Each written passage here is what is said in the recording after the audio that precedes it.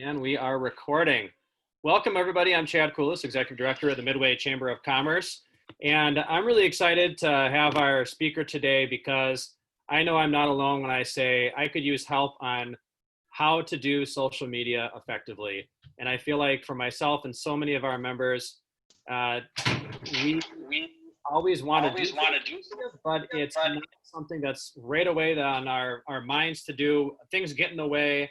And next thing you know, we never got a chance to do that post that we wanted to do and felt so strongly about at the time. So it's become even more important, I feel, in this time we're in right now where people are working from home. It's harder to reach, whether it's your clients, your customers, in our case, our members.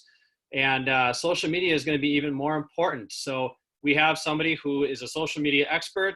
She does this for a living. She's at the State Fair. They've made some news recently too, of course. And at this point, I am going to turn it over to Danielle. But a reminder, if you have questions, put them in the chat, and we hopefully will get to all of them if we can. And if you think of something afterward, let us know, and we'll try to get an answer for you. So please welcome Danielle Dellinger. Hi, everyone. Thanks for joining, and thanks, Chad, for that introduction. So welcome to Social Media from Burden to Business Tool. As he mentioned, there's a lot to social media, but that's not the only part of a lot of our jobs, certainly not for me either. So we'll get into it. If you learn at least one thing from this, I feel like that'll be at least, a step in the right direction. So if I can go to the next slide, there we go. Okay, so as you mentioned, I'm the Marketing and Social Media Supervisor at the Minnesota State Fair. I graduated from the U of M Twin Cities in 2014 and then started literally the day after at the fair. So this would have been my 7th fair. Looking at that logo might bring up a few different connotations now compared to last week. Unfortunately, as you may or may not have heard, the State Fair was canceled for this year. Super bummed, myself included, because it's kind of my life. I very much attach myself to that place, but we know this was the only decision. It was tough, but like I say, this is the only decision. We count on a lot of businesses, many of yours included, to be at their very best, and we know a lot of businesses are hurting right now. So for us to be at our very best, we need everyone else to be at their very best too. So we'll be back in 2021, but this has given us an opportunity too to take a look at our marketing and see how we can get creative and be a little different. So I know we're all in the same boat in that way, regardless of the size of your business. So hopefully, like I said, you'll take a few things away from this. So I'm going to start off with a little bit of a social media dictionary, just because I don't want to say words that make absolutely zero sense to you and just breeze over them. So some things that are important to know. You might have heard the term reach. So reach is the number of unique people who see your content. So if I see a post, and let's say I see it twice in my newsfeed, and then Chad sees it twice in his newsfeed, that's only 2 people. That's the reach of that post.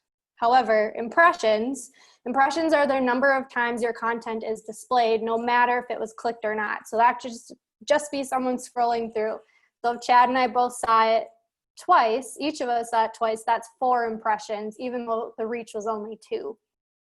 But engagement is what we really care most about, because engagement measures the public shares, likes, and comments. So that's people actually interacting with your posts. That's the biggest part. And engagement is what we care about. It's not about followers, the number of followers. It's those super active fans who are actually taking the time to share your post, like it, or comment on it.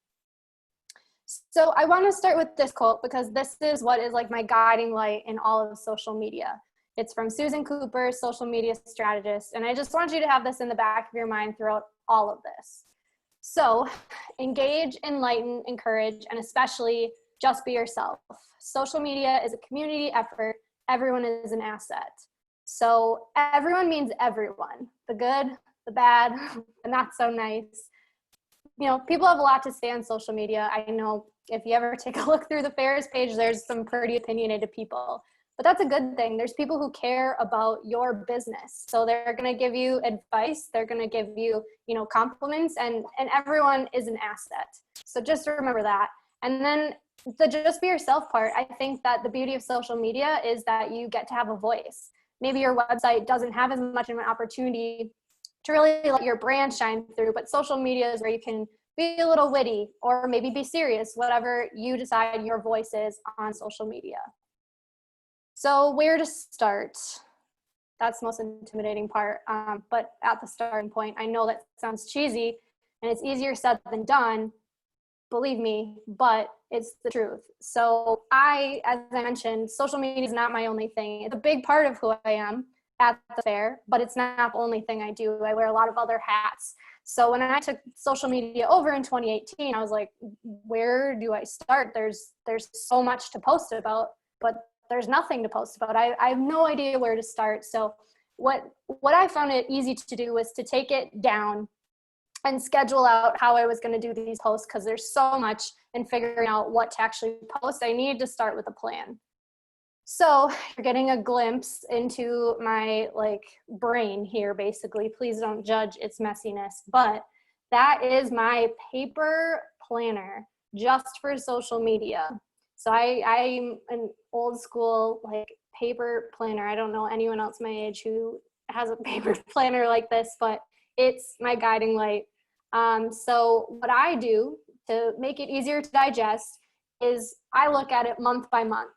And I go through and note any special holidays or any special, ticket sales that are coming up. We're big fans of posting about national holidays. Maybe if you have any sales going on at your business, or, you're releasing a new beer, something like that. Writing it all down makes it way more digestible to know what's coming up for the rest of the month or the week. Maybe you want to take it only a week at a time. But so what I do, because as I mentioned, I do other things other than just social media, is to set aside part of every day, or maybe if it is more comfortable for you to do every other day, to set aside that time to respond to questions that you get on social media, engage with other accounts that you follow, see what others are doing on social media to get inspiration, and then set aside that time to schedule your posts. What I find myself needing to do is to set a timer. I look now, okay, it's 12:08. I'm only going to be doing social media related tasks until 1 o'clock today. Actually setting a timer makes sure that you don't get lost down that rabbit hole, because social media can absolutely be a rabbit hole. Something else to know is that scheduling is your friend, and there are many ways to do this. So when I say natively, native means within the actual Facebook, Twitter, Instagram platforms. You can schedule natively within Facebook and YouTube. Which is great, because then you can set aside Monday to be the day that you're going to schedule all of your posts for the rest of the week. The only thing I want you to be cognizant of is at the fair, we've had to deal with some crises, for example, last week when we had to cancel the fair. So be cognizant and know which posts you scheduled for the rest of the week in case something comes up, whether that be in the news, just to make sure that you don't seem insensitive if you're putting out a certain post. So be really aware of what those posts are when you schedule. But scheduling is really useful, because then you don't have to, be at your desk or on your phone every single day at the exact same time you want to get that post out. So the beauty of Facebook and YouTube is that they have those scheduling features within their app, which is great. Unfortunately, Twitter and Instagram don't currently have those options, but there are platforms such as Hootsuite or a bunch of other free versions out there. You can just Google them. We are lucky enough to use a platform called Sprout. It is a little bit expensive, but I can't say enough great things about it. And it's been super helpful in terms of monitoring different comments we get and scheduling our posts. My suggestion is also to post on weekends and evenings too. I don't know about you, but that's when I'm most active on social media. If my boss is on this, she's not, but I'm never on it during work. I'm never on social media. I'm only on it on the weekends and evenings. But it's true, that's when most people are technically on social media. And you can check out when your fans are most active on your platforms too by going into your analytics. I'm not covering, we could talk for hours about social media. I won't cover analytics today, but if you do have any questions about that, you can certainly reach out to me. My contact information will be at the end of this presentation. But check those analytics out and see when your users are most active on your platforms, and post when they're on, because that's how you're going to get most reach. So here's a hot tip. I don't necessarily suggest that you need to be posting on every single platform. That's really daunting.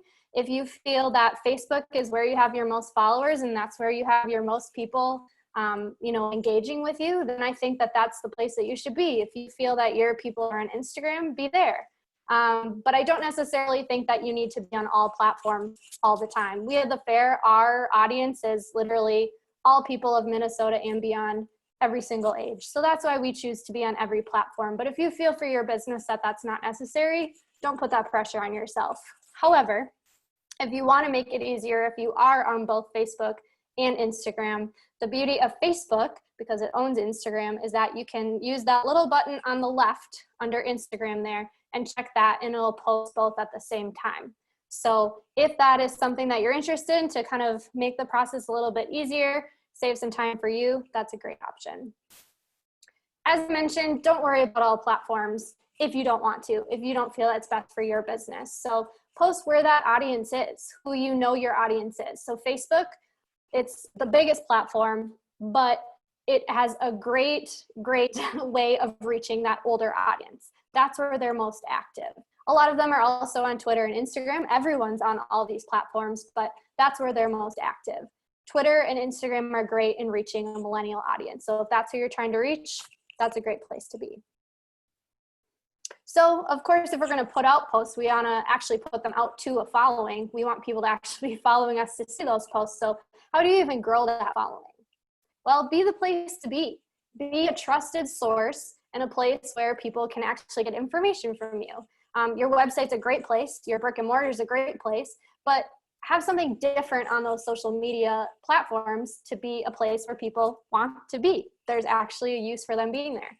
So especially throughout the most recent months, posting updated hours, updated menus, if you have any new safety measures in place, maybe you are offering some discounts, put those there as an exclusive to learn about those discounts on social media, because you can't get them on your website.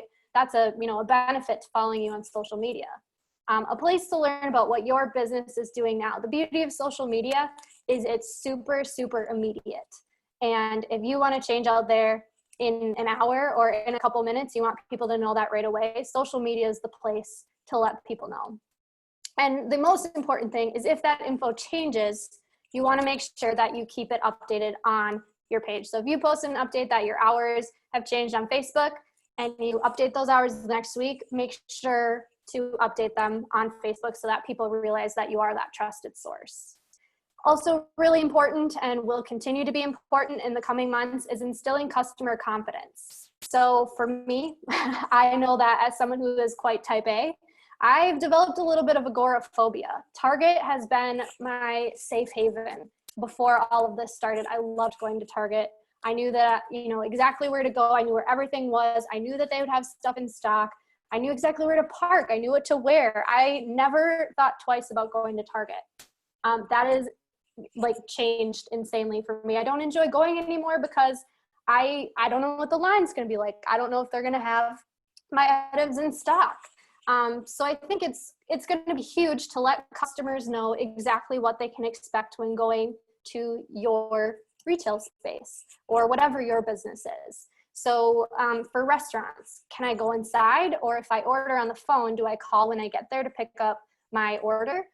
What safety precautions are you taking? I think there's some really cool, but not in your face ways of getting this information across. So if you're on Instagram, maybe doing a quick Instagram story about what to expect when you arrive to a place, or hey, we're wiping down our counters a little bit more. But just really making that clear for your guests and letting social media be the place that they can find that.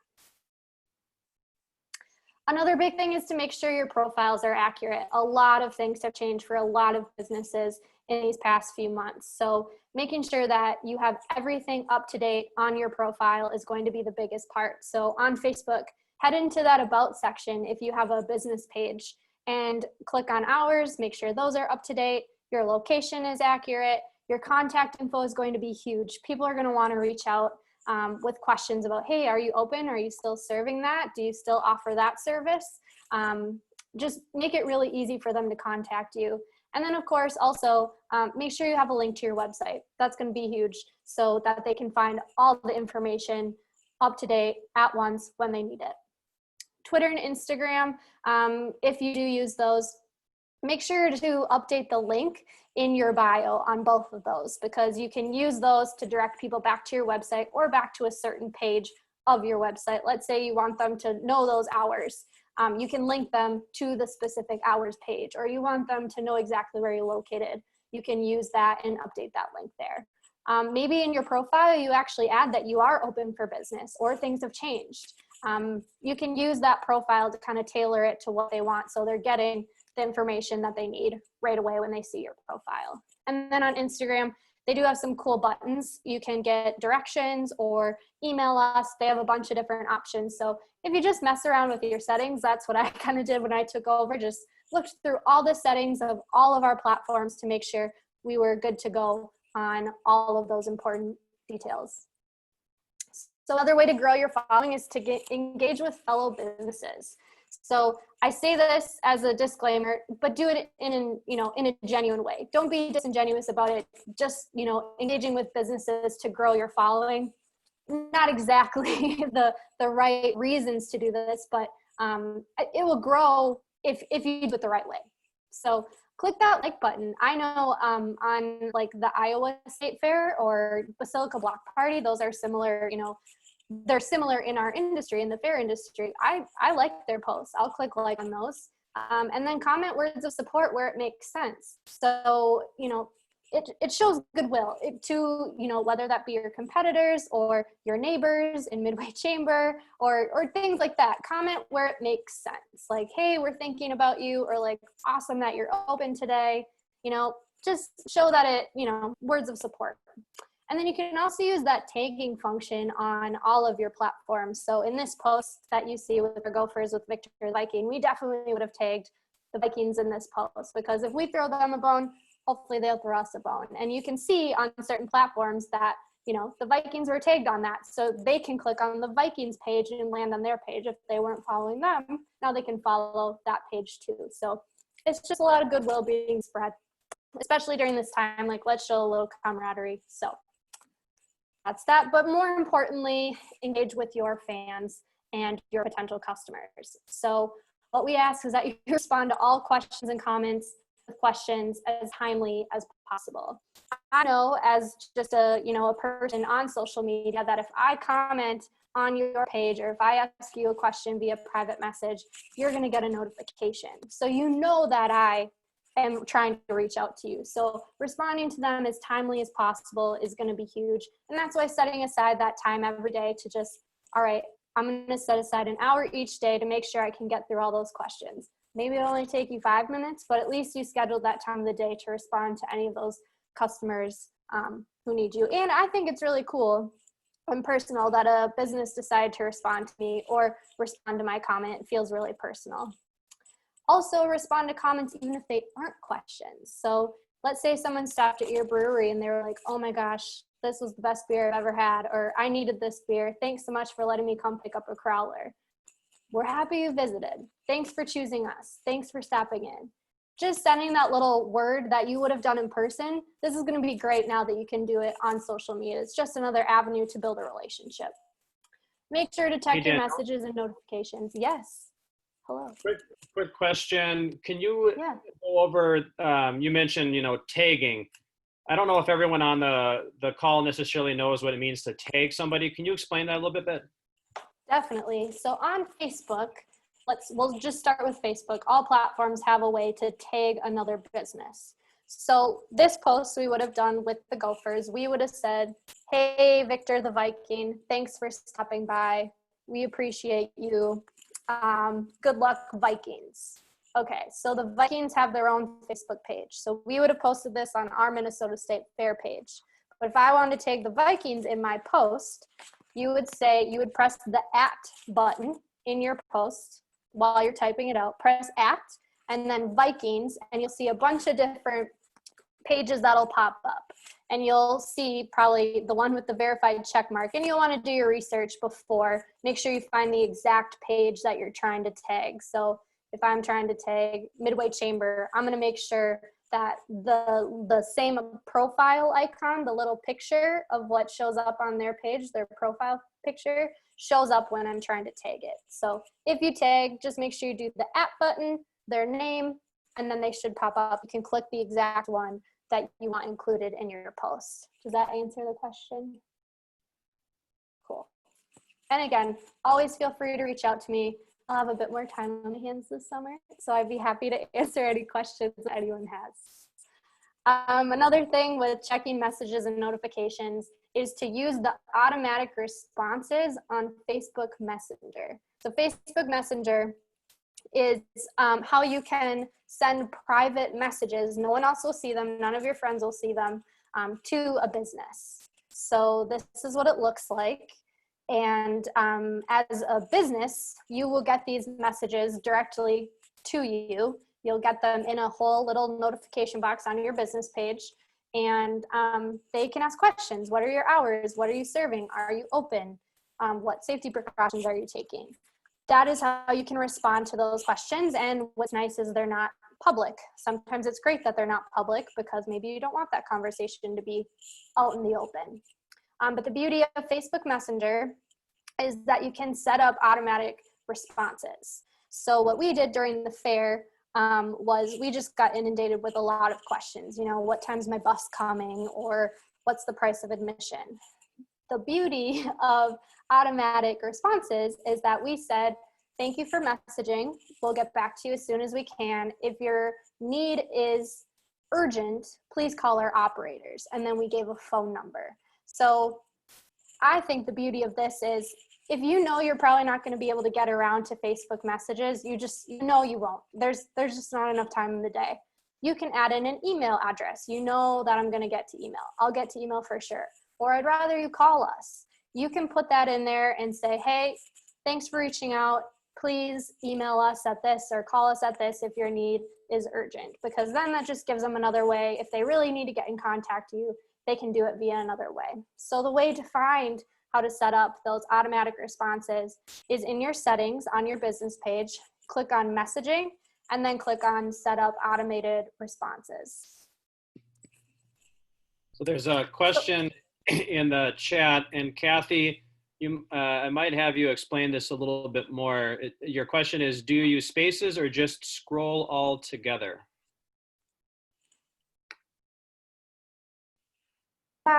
Oh my goodness, I couldn't find anything to unmute. Do you hear me? Yeah, no, Yes. no, I got you on mine. Okay, this is unmuted. Turn yours on. So my question is like, so let's say it's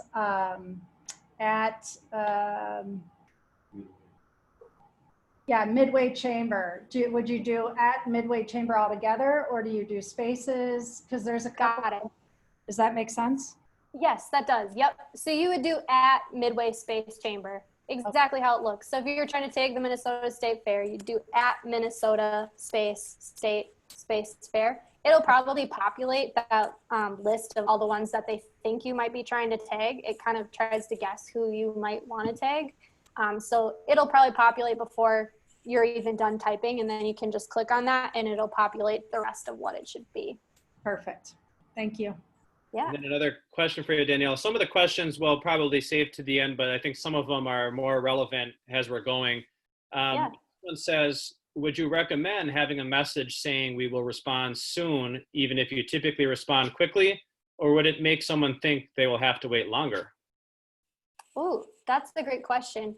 I think the automated message is great, saying we'll respond soon, even if you know you're going to respond in a minute. That's just then making you look like you're even more on top of it and like, look, I got back to you so soon. So I think it's a great practice to just always have that automated message up there saying, we'll get back to you as soon as we can.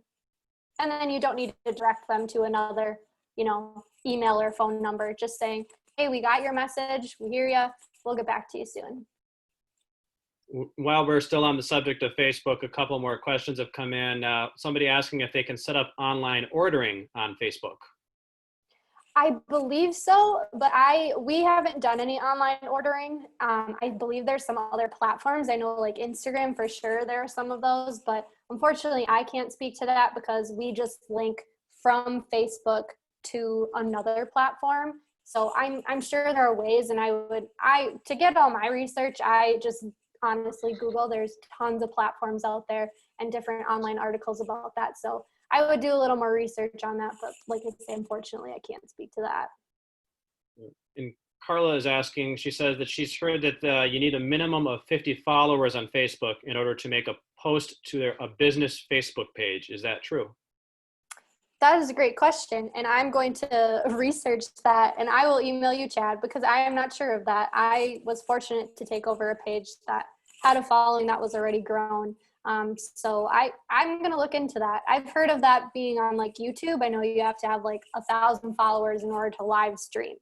So a lot of platforms do have kind of restrictions like that. So I'm going to look into that and I'll email you so you could send that out if you'd like.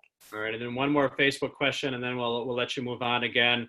But somebody's asking, Kathy's asking, what can I do if someone started an unofficial Facebook page for my business? Can I set up a menu to download on Facebook? How?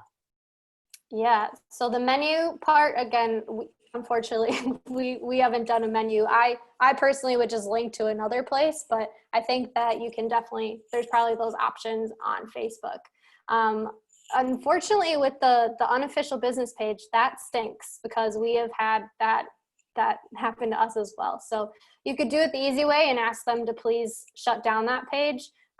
We've unfortunately had to get lawyers involved in ours, but the other thing to do is to add onto your account the official within your profile, add the official page of, Urban Growler or the official page of Midway Chamber, Minnesota State Fair. That's my tip there. There's a couple ways of going about it, but that's how we've kind of dealt with it. Yeah, and then one more last one here. Is a like the same as a follow? Can you talk about the differences on if you like something on Facebook versus you're following them? Yeah, so like doesn't always mean that you're following a page. So someone can like your page, but choose not to see any of your posts. So at the beginning, when you like a page, you automatically are following it. But someone can choose to unfollow your post, but they still like your page. So they are different. So just the goal is that no one unfollows you to unsee your post, but it happens to us all the time. And that's kind of the way the cookie crumbles. All right. Cool. All right. So in order to, again, grow that following, encouraging people to find you. So what we do is link all of our social platforms from our website. So if you have that capability on your website, try to link those profiles from there. We also send out some email communications and we link them from there too. If you do have that brick and mortar and are able to have some signage at your space and it makes sense, maybe you have some signage encouraging people to follow you. Just getting your name in front of as many people as possible is the key. And then we could go into advertising and talk about advertising on social media for hours, but I'm going to give you just a brief overview. So advertising on social media can actually be super cost effective. That's at least how we found it. We found that it costs like a penny or less to advertise and get like, one impression or like a penny per impression. And that's just not the case on a lot of traditional media. You can put as little as $10 or even $5 toward a post and you'll see an effect. What we say is boost the posts you're hoping won't get lost. You're hoping that people see. So if you really want people to know that you're running a sale at your business, maybe you consider boosting that post and only throwing $10 toward it if you have a budget. If you don't, there's no need, but it does just give you that boost, like it's called. You can also boost to grow a following. So you can target a post. I'll show you in the next slide how exactly you do it. But you can target a post to those people who aren't following you yet. So if you're trying to grow a following, this post will show up to people who aren't following you. Normally your post would only show up in those who actually follow your posts. They like your page and follow your posts. So boosting is a great way to get those who don't follow you. You can get super specific in who you target. As I said, someone who lives in St. Paul and likes Metallica. So as you see in this, here on the very first image, this was a post we did in April, and you see that button on the right there to boost your post. You can go through your posts that you've done previously, and you can click on that button, and then it opens up the different options for who you want to target that ad toward. So this one, we have all ages 18 to 65, and you can edit that. And then the location, you can get really specific in location. And then there's literally thousands of interests and things that people are into, behaviors, demographics that you can choose. And then you'll see there At the bottom, your audience is defined. Good job. So you don't want to be too specific, too broad. It'll tell you if you're in that thing. It's really, really responsive and super, super easy, and it's useful. And then on the very last image there, you can see the duration. So I have $10 going toward it, and that means I'm going to reach 110 to 320 people per day. So this is with our following. It might look a little different with what you choose to do, depending on the interest that you choose and who your following is. But you'll spend $2 a day, and it'll run for 5 days ending May 31st. So something to mess around with, just kind of play around and see what works and what doesn't. If you find that it didn't work for you, no problem. But we find that throwing a little bit of money at some of our posts, not all, we really don't put much money at all towards social media, could be helpful. So what do I post? Well, consistency is key unless it's not necessary. If you have nothing to post, don't post it, especially during this time. Fatigue is real. People get what companies are trying to do and trying to stay relevant. We see that, but some people are seeing through that. Don't post to me if you don't have anything to post.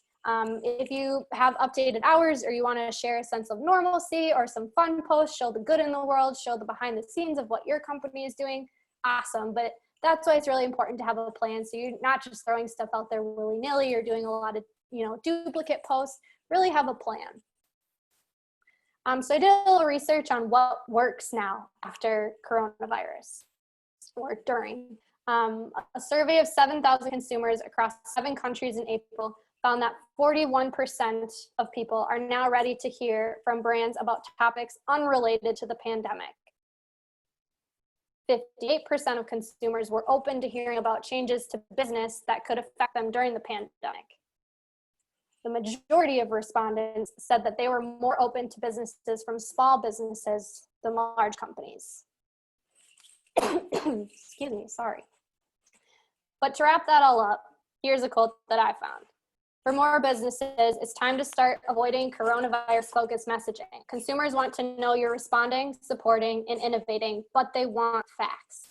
This could be new hours, new products, health and safety plans. They want a bit of normal back, even if it's at home and streaming, but they also want to be distracted, entertained, and surprised. So that's a lot of pressure because it sounds like we want a lot of things.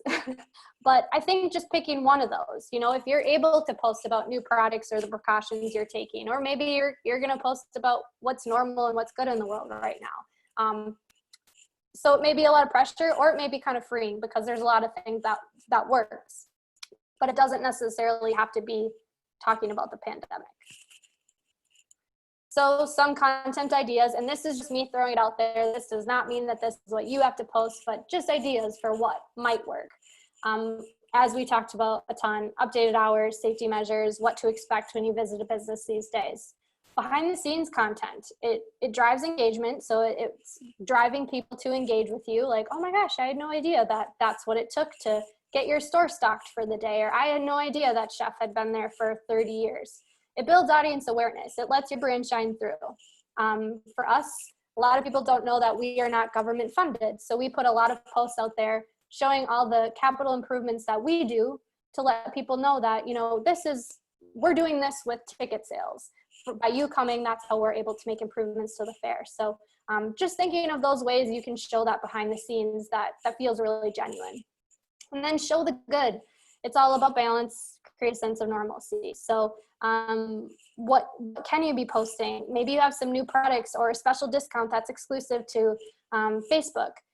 Or maybe you're donating meals in your community. I want to see that. That's a company that I want to get behind. That's what I want to see. I want to see the good in the world. Or as I mentioned, feel good stories about employees. People love to hear about the people behind companies these days. Again, the good in the world. So briefly, because we're kind of running out of time here, I will go through what kind of works on each platform or what we have found at the fair has worked best for us. So best practices on Instagram. If you have an Instagram, great. If you don't, feel free to just tune out for a bit. But what works best on Instagram are beautiful photos. If it's not a beautiful photo, they're probably just going to keep thumbing by. But beautiful photos that really capture your eye are what's going to stand out and perform really well on Instagram. Witty comments.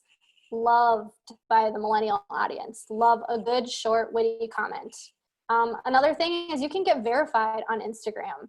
It's not as easy to do on Twitter, and I don't even think the verifying process is open on Facebook anymore, but verified means that little blue check, meaning that similar to on Facebook, a question about, there's an account that's not the official page for you. On Instagram, you can get around this because you can go into your settings and request to get verified. I think all we had to do is submit our electric bill, and that is what verified that we are the Minnesota State Fair. So we got that little blue check. There might be an audience threshold that you need to get that, but I don't think it's that high. And then utilize that link in your profile. As I mentioned, if you have updated hours, maybe you want people to go to that hours page, you can link to that specific hours page. Or if you just want them to see your home page, that's great too. And then if you are on Instagram, using a mix of timeline posts. So timeline is the ones where you're just scrolling through your feed. That's a timeline post. That's kind of a static post. Those won't go away. And you can also use Instagram story. Those are at the top of your Instagram. They're the little circles at top, and those are only around for 24 hours. But Instagram story is awesome because it's super interactive. You can do polls. You can ask, of your fans, what do you want to see from us? What are you hoping we offer in store? What services do you hope we continue offering or stop? Or, it's a great way to be really interactive and get direct feedback from your guests. And then using hashtags. Hashtags are the little pound sign that you can use on a lot of, or all the platforms really, and those are searchable. So if you use the hashtag, Minnesota, then posts that use that hashtag, or someone searches that hashtag, you'll show up with that along with all the other people who use that hashtag. So that's a great way to get found as well. Another thing to know, and we do this a ton, is that you can use other people's photos if they tag you or if they use your hashtag. So I myself don't find myself to be the greatest photographer, but a lot of people are. So if you have a restaurant and someone took an amazing photo of your food and they tagged you in it, you can share that photo just so long as you give them credit. You have to give them credit in order for this to be okay, because if you don't give them credit, then you're stealing their photo. But if you do give them credit, I've never had a single person be upset. They're always very grateful that we use their photo and tag them in the post. So it is legal to do as long as you give credit. But it's a way to, if you don't feel like you have enough photos to use to really build up your posts. Again, short and sweet, wittiness, that's what wins. So this post, it was one of our most well-performing posts of all the beautiful photos that we've had. And I'm like, really? It's a board and grass. But it performed really well. So short and sweet. Here again, say, hey, it's Friday. It's literally a photo of fries. And it was another one of our most, well-performing posts. But it's short, it's sweet. It gives me that sense of something that I'm missing out on, something that I want to be a part of. So there's an angle to your business that makes you stand apart from the crowd. And then this is just one of my favorites because it's a llama. And he said cheesing. Okay, so Twitter. Not sure how many of you are on Twitter, but we use Twitter mainly to drive conversation and to provide really short, sweet updates. You only have 180 characters on Twitter, so that's where we use this platform for updates and to get people talking with each other. So we use this hashtag MSF Tips, and then a bunch of people could use that hashtag in their tweets to get it, get conversation going and have others share their tips with each other. And then Facebook, best practices on Facebook. As I mentioned, encourage commenting and sharing. This is a bit of a balancing act because you want to encourage commenting and sharing without actually saying, please comment and share. You want to be really genuine about it, not really in your face, but have content that's worthy enough to share and comment on. Because when you have more shares and comments, Facebook has this tricky little algorithm by some, computer system out wherever they are, and they decide which posts show up on feeds. So the more comments and shares you have on your posts, the more it'll show up in other people's news feeds. Respond to comments, as I mentioned, even if they're not questions, and then respond as efficiently as you can to private messages or direct them to another place to get in contact with you. But don't get too invested in the comments. This is a lesson I'm always trying to learn. As I said, people are fans of your business, and sometimes they're not, but they're still taking the time to share their opinions. And while they may be hard to read, we have a practice of not deleting any posts or comments unless they involve curse words or name calling. So it's all a part of the story. It's all a part of the community, but we do keep those on there and just try not to let them, get you down too much. Facebook's also has a bit more room for a story, a bit of a longer post. Instagram and Twitter, it doesn't work well, but on Facebook, that's a place where if you have a little bit more to share, that's where you can share it. And then video is actually up across all platforms 1,000% in the last couple months, which is crazy. That means that a lot of people are taking the time to watch videos. So if you have the capabilities to do video, I will say, for one, I'm not great at it, but I use my phone to take videos. It does not need to be fancy or complex. People like the realness of it. So if you want to dabble in video, it is up 1,000% and people are interested in it. This was just a post that worked really well. We didn't necessarily say comment on our post, but they commented on our post, and it ended up being one of our most widely shared and commented on posts. And it's literally about whether you like ketchup or mustard on your corn dog. So national days are really, really helpful for us, and maybe they are for you too in your industry. I just look at national calendar on Google and see what the days are that are coming up for the month, and it's super helpful to fill that content calendar. Finally, events. If your business is a place that can post events, if you do events of some sort or run a sale for a period of time, events are a great way to reach people. They actually have a better potential to reach more people than just a regular post on Facebook. So a response, if someone says, I'm interested in going to your event, it's actually more likely to show up in friends' feeds. So we post all of our concerts because we want people to say, I'm interested in going, and that alerts their friends that they may be going to an event that they might want to go to as well. The one thing to note is that you can only make a limited amount of changes to those events. So just make sure when you're ready to post that event that it's pretty set in stone. And then you can encourage engagement in there. For example, in this post, we said, what's your favorite song by Hootie and the Blowfish? And we got hundreds of comments. So it's a great way to get more engagement than just a regular post. Not sure why Facebook puts it at the top of the algorithm, but it does. So do you think there's time for a breakout, or do we just want to do questions, Chad? We've got a few questions here, and I see that it's 12:45. Why don't we just start doing some questions, because I think this is going to take up a little bit of time. Great. And I've got a couple questions here on the feed. One of them is, knowing that some folks can make bold statements on social media, what advice do you have in responding to challenging comments? That's a great question. It really depends. So a lot of times we're lucky, and I would hope that your businesses are lucky as well, that we have a lot of other fans who come to our rescue. So if someone says something, we've had a ton of it in the past weekend. There's a lot of opinions on the decision that was made about the fair. And a lot of people come to our rescue. So I think if you want to take it, totally your call, you can take it offline and move it to private message on Facebook. Or if you feel strong enough that you want to correct their statement, if you feel like you have a strong enough stance to be able to correct what they said about you, you can certainly comment knowing that it might go on further, or you can leave it. Again, like I said, we don't practice deleting any comments unless they have nothing to do with the post, or they're mean.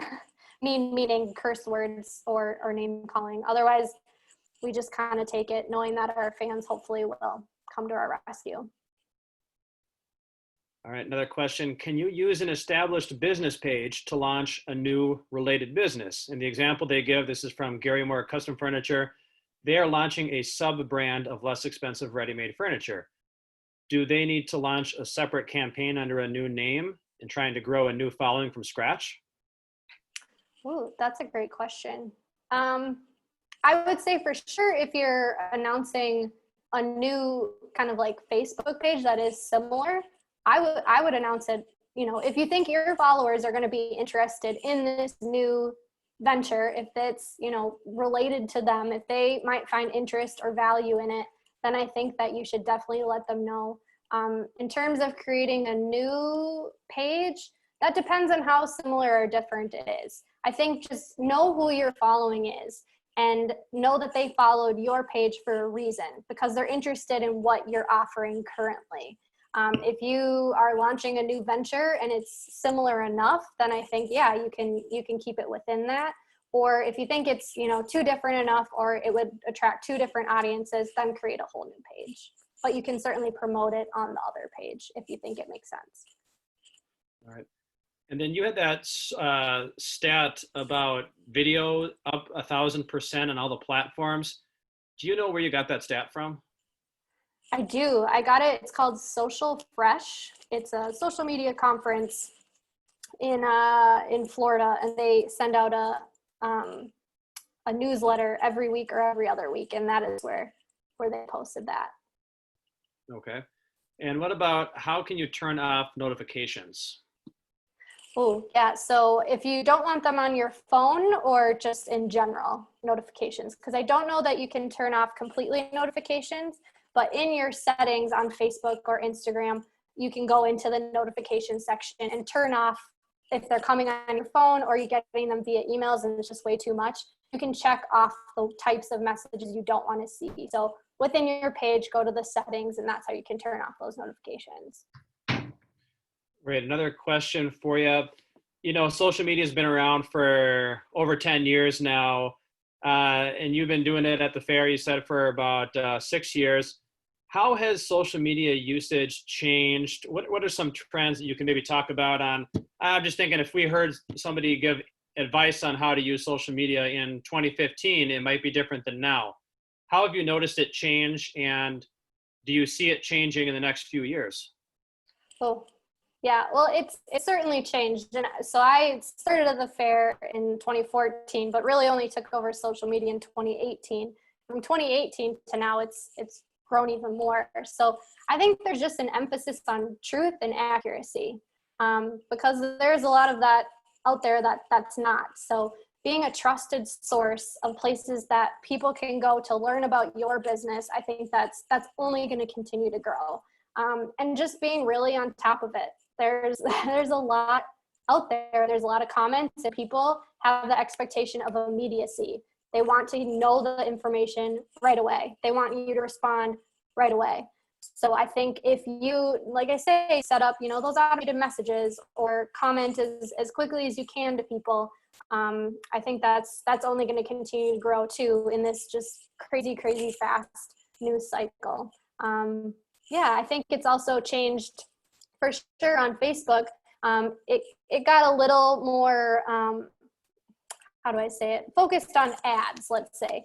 And it's kind of taken a step back toward that more of that community feel. That's why the algorithm, as I mentioned on Facebook, they're basically your post will perform better if there's more comments on it, because they want to encourage that community feel, that togetherness and that interacting with each other. So I think that's only going to continue to grow. But that's the thing with social media, is it changes every year and every month, really. And so my tip is to just learn about it as much as you can. Read up a ton about it, see what others are doing, see what works, but just really throw yourself into it. I like the question that Russ asked here. Are posts through aggregators like Hootsuite downgraded in the newsfeed over a single post? Ooh, I have not noticed that. I have not found that our posts, if we do it through another platform, that it doesn't perform as well.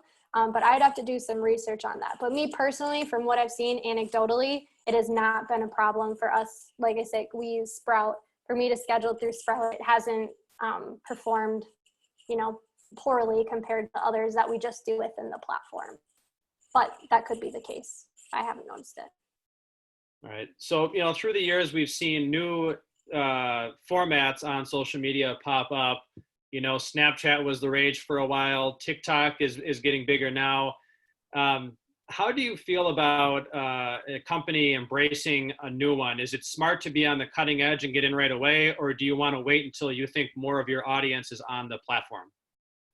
That's a great question. A lot of brands are on the forefront of that. I know a ton of brands are getting on TikTok. It depends on your audience. I think for us as the Minnesota State Fair, we're not necessarily known as the cutting edge. We try to be on top of it, but we're about tradition, and our audience is all across the board. It's truly everyone. So I think just really knowing your audience. Is your audience going to be on TikTok? Then maybe that's where you want to be. But for us, we know that our audience is kind of everywhere, and there's only so many of us, and there's only so much time in the day. So that is why we put our best foot forward on the platforms that we use. We used Snapchat for a while, or we used like Foursquare. But the ones that we found, to be most compelling, and the ones where our audience stuck around the longest, are the ones that we continue to use. So that's a great question. It's so different for every business. And like I say, go where your audience is and where you have time in the day. Danielle, you haven't mentioned LinkedIn, and for the fair, I can understand why, since you're much more based in fair goers and people that would be interested in going to the fair. It's different, but a lot of the people on the call are businesses, and I'm guessing a lot of them rely on LinkedIn. I know that that's not something you necessarily work with on a daily basis, but do you have any insight or thoughts on how to use LinkedIn? Yeah, so we actually do have a LinkedIn. We use it to hire and to give the inside scoop on more of like our business side, our corporate side, not just the fun corn dogs and Fairchild. So I think LinkedIn's a great tool. We're still trying to build up our following, but I think that's one to do a lot of research on, because there are some great tools. So I know like hashtags are really important. Their video, they prioritize video on LinkedIn. And they're, again, commenting back on other articles and posts of what other people are doing, following other companies to see and learn from them. So I find a ton of use in LinkedIn, even for our business. And like I say, sorry I didn't include that in this, but that again could be a whole other presentation on LinkedIn. But I find LinkedIn to be incredibly useful. And if you are a company, I would highly suggest being on there, even if you're not B2B, maybe you are more B2C, but it's a great recruitment tool and a great place for consumers to learn more about the corporate side of you. Are there any other formats on social media that you would recommend businesses or just individuals looking into? Yeah, we use Pinterest. Pinterest is great for us for sharing recipes, or just for an aggregate list of things. So we have like date night ideas, or different things for kids to do at the fair. So we do use Pinterest, and YouTube is a great place if you post videos. We use YouTube we would start our video on YouTube, and then we would also place it on Facebook, Twitter, Instagram, but we do use YouTube as well. And then we use Snapchat mainly for filters. A filter is a great way for us to get some good impressions. So if Snapchat lends well to your business, maybe that's something to look into. But those kind of the ones I talked about, including LinkedIn, are the ones that we use most. Okay. Well, Danielle, any last words of wisdom for the group? I don't think so. Just my quote again. I think that's the biggest thing to remember is there's a lot to social media, but being yourself and really just giving yourself the time to do it, and knowing that it's a community. Everyone is an asset, even those who do post those negative comments or those strong statements. So that's that. And then there's all my contact information. If you want to reach out to me, again, happy to talk anything or do more research, look into other things, because it's ever changing. There's a ton I don't know. I'm not, I'm not the expert at all. So feel free to connect with me, email me, or, see us on our other channels. Dan, was your hand raised? Did you have a question or a comment?